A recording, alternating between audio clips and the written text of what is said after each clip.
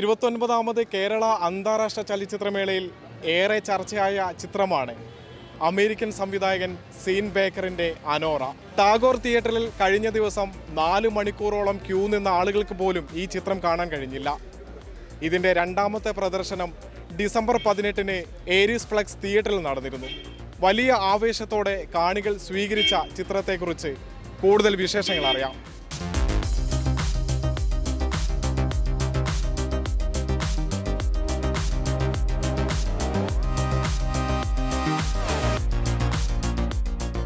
Can മേളയിൽ പാംത്യൂർ പുരസ്കാരം നേടിയ ചിത്രമാണ് അനോറ.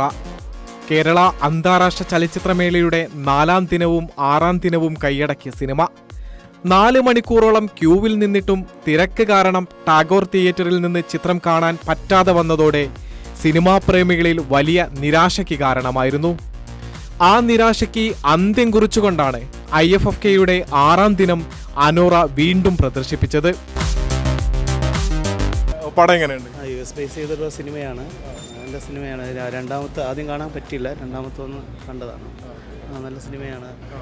ഇപ്പോൾ സമകാലിക US നടക്കുന്ന യങ്സ്റ്റേഴ്സിൻ്റെ ഇടയിൽ ഡ്രഗ്ഗൊക്കെ അഡിക്റ്റ് ആയിട്ടുള്ള യങ്സ്റ്റേഴ്സ് ജീവിതമായിട്ട് തീരുമാനങ്ങൾ എടുത്തിട്ട് പോകുമ്പോൾ അതിനുണ്ടാകുന്ന വിഷയങ്ങളൊക്കെ ബേസ് ചെയ്തിട്ടെടുത്ത സിനിമയാണ്.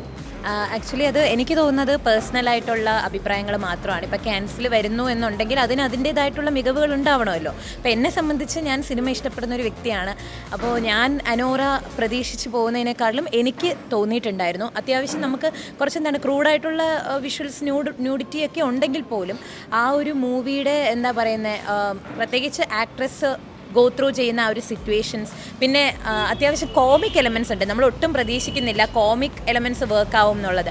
അപ്പോൾ ഒരു മിഡിൽ ഓഫ് ദി മൂവി തൊട്ട് കുറേ അധികം കോമിക് എലമെൻറ്റ്സ് ഉണ്ടായിരുന്നു. അപ്പം ഞാൻ ഫുള്ളി എൻജോയ് ചെയ്തു. ഈ പറഞ്ഞ സമ്മിശ്രമായ അഭിപ്രായങ്ങളായിരിക്കാം, എന്നാലും ആസ് എന്താ പറയുക cinema lover I love the movie എന്ന് തന്നെ പറയാം.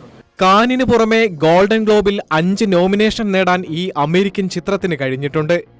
US-ലെ പ്രശസ്തമായ ഡാൻസ് ബാറിൽ നൃത്തവും ലൈംഗിക തൊഴിലും ചെയ്ത് ജീവിക്കുന്ന യുവതിയാണ് കേന്ദ്ര കഥാപാത്രമായ അനോറ. കോടീശ്വരനായ വന്യ എന്ന യുവാവ് ഒരാഴ്ചത്തേക്ക് മാത്രം അനോറയെ ഭാര്യയാക്കുന്നതും അതിനെ തുടർന്നുള്ള സംഭവ വികാസങ്ങളുമാണ് പ്രമേയം. സീൻ ബേക്കറുടെ സംവിധാന മികവ് എങ്ങനെയുണ്ട്? നല്ല സംവിധാനമായിരുന്നു. ഓരോ ഷോട്ടും നമുക്ക് മറക്കാൻ പറ്റാത്ത. മിക്കി മാഡിസന്റെ അഭിനയം എങ്ങനെയുണ്ട്? അവർ നന്നായിട്ട് അഭിനയിച്ചിട്ടുണ്ട് ഇതിൻ്റെ അത് ഭയങ്കര എന്താ പറയുക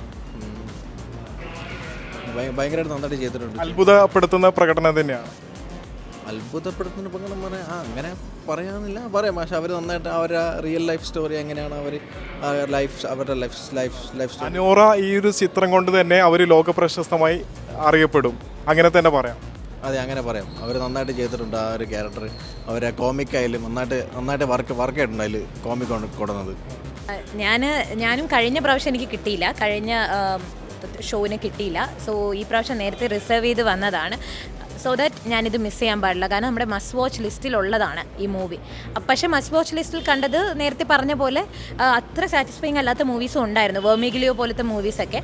പക്ഷേ ദിസ് വാസ് സംതിങ്. പറഞ്ഞ പോലെ മിക്കിയുടെ ആ ഒരു അഭിനയം കൊണ്ടും ഒരുപാട് എലമെൻസും എന്ന് വെച്ചാൽ ഈ റഷ്യ ആ ഒരു ഇംഗ്ലീഷ് റഷ്യ അങ്ങനെയുള്ള കുറച്ച് ലിംഗ്വിസ്റ്റിക് എലമെൻസും ഒക്കെ തന്നെ ഉണ്ടായിരുന്നു. എല്ലാം വർക്ക് ആയിട്ടുണ്ടെന്ന് തന്നെയാണ് വിശ്വസിക്കുന്നത്. കാനിൽ അംഗീകാരം ലഭിക്കുന്ന ചിത്രങ്ങൾ പൊതുവെ നേടുന്ന നല്ല അഭിപ്രായം ഈ ചിത്രത്തിനില്ലെന്ന വിമർശനവും ചില നിരൂപകർ പറയുന്നുണ്ട്.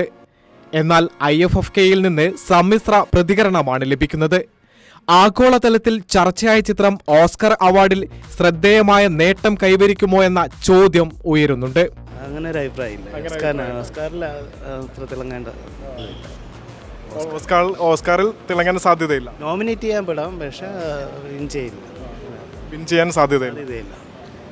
ഗോൾഡൻ ഗ്ലോബ് നോമിനേഷൻസിൽ തിളങ്ങിയ ചിത്രമാണ് അനോറ.